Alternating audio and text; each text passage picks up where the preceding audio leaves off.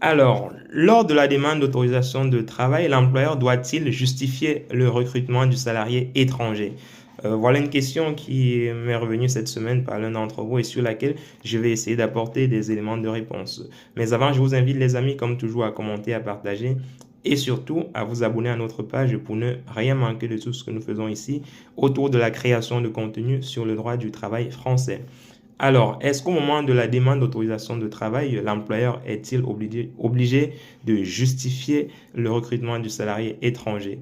Ce qu'il faut savoir, c'est que en réalité, lorsque l'employeur fait une demande d'autorisation de travail, il doit apporter un certain nombre d'éléments, un certain nombre de pièces nécessaires à l'instruction du dossier.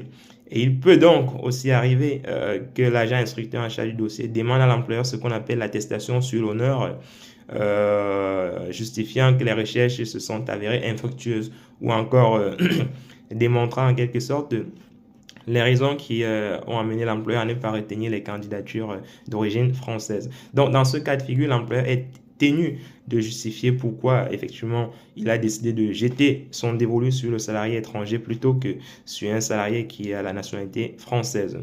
Donc, dans ce cas de figure-là, l'employeur peut envoyer à l'agent instructeur une attestation sur l'honneur qui prouve que voilà, j'ai reçu un certain nombre de candidatures, mais en réalité, ces candidatures ne remplissaient pas les conditions requises pour le poste en question. La personne, ou plutôt le salarié étranger que nous avons décidé de retenir, remplissait toutes les conditions, avait tous les prérequis dont nous avions besoin justement pour occuper ce poste-là. Donc, dans ce cas, on peut considérer donc que l'employeur est obligé de justifier le recrutement du salarié étranger dès lors qu'il engage une procédure de demande d'autorisation de travail. Voilà, j'espère que c'est clair pour vous les amis. Si vous avez des questions en rapport avec ce sujet-là, je sais que actuellement il y a beaucoup d'étrangers en France qui galèrent pour obtenir une autorisation de travail.